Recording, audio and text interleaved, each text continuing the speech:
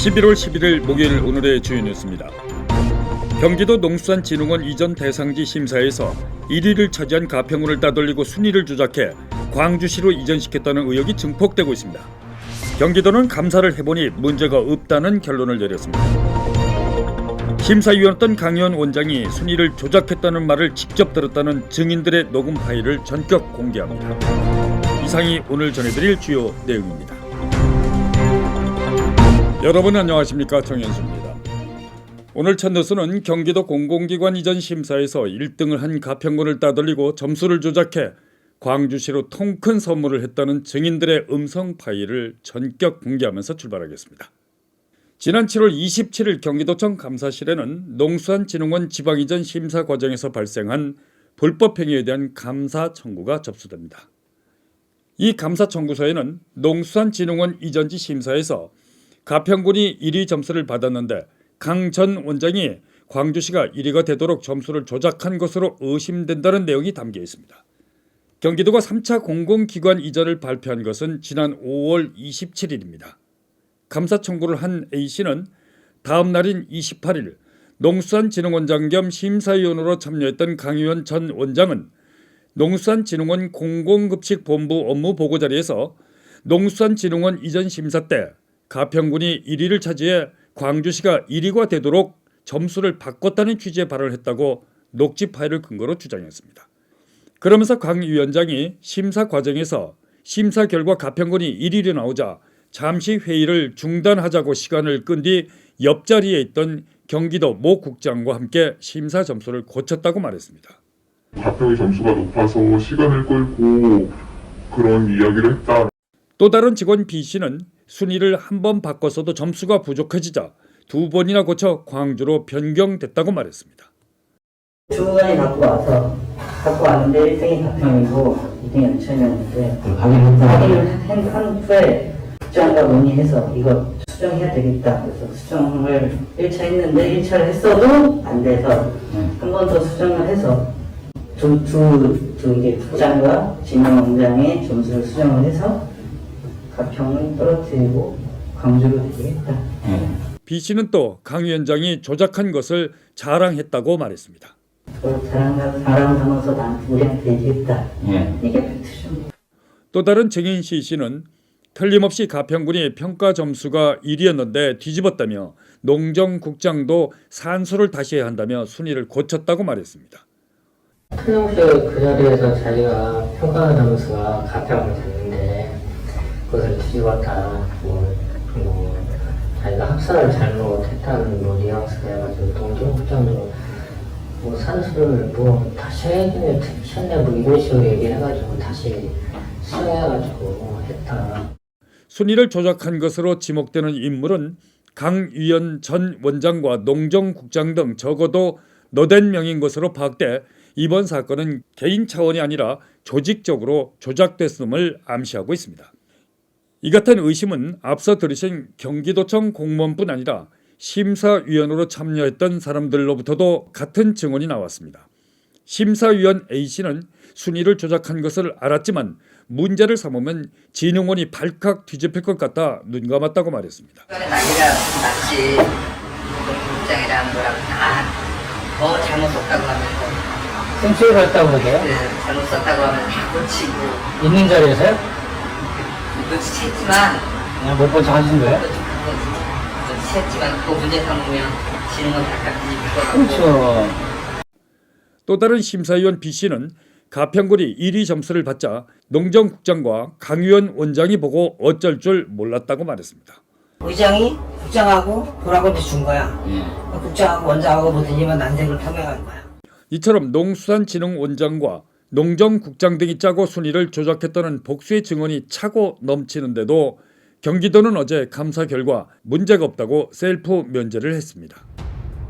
가평의 점수가 높아서 시간을 끌고 주무관이 갖고 왔는데 1등이 가평이고 2등이 연천이었는데 틀림없이 그 자리에서 자기가 평가 점수가 가평을 됐는데 자랑하면서 나한테 우리한테 얘기했다. 이게 팩트죠. 경기도 공공기관 이전 대상지 순위 조작 의혹 사건은 농수산진흥원장이었던 강 의원과 농정국장, 농수산진흥원 이사장, 대외협력관 등이 조직적으로 공모한 것으로 의심되고 있습니다. 그러나 조작에 관여했다는 의심을 받거나 적어도 조작 사실을 알고 있는 것으로 추정되는 인물들은 모르쇠로 일관하고 있습니다. 심지어 점수를 조작했다고 하더라도 고마워해야 할 일이며 문제가 아니라 조작을 주도한 것으로 의심되는 강의원 원장 노고에 감사해야 한다고 말해 가뜩이나 분통 터지는 가평 군민들을 자극하고 있습니다. 뉴스버스가 입수한 녹음 파일에 따르면 지난 7월 21일 오전 10시쯤 농수산진흥원 이재욱 이사장은 직원 A씨에게 점수 조작을 확인하려면 시간이 오래 걸리고 그렇게 되면 농수산진흥원이 광주로 이전되는 게 중단되고 또 큰 타격을 받을 거라며 서류상 문제가 없을 것이라는 말까지 했다고 말했습니다. 이게 이제 확인하는 데도 시간이 많이 걸리겠지만 일단 내 생각에 서류상으로는 문제가 없을 거라고 생각해요. 지난번에 우리 여기서 협력관하고 얘기를 했잖아요. 그러니까 이사장이 비서실이나 강사실이나 여기 이제 하지 말라고 하시면 안 하겠습니다라고 했잖아요.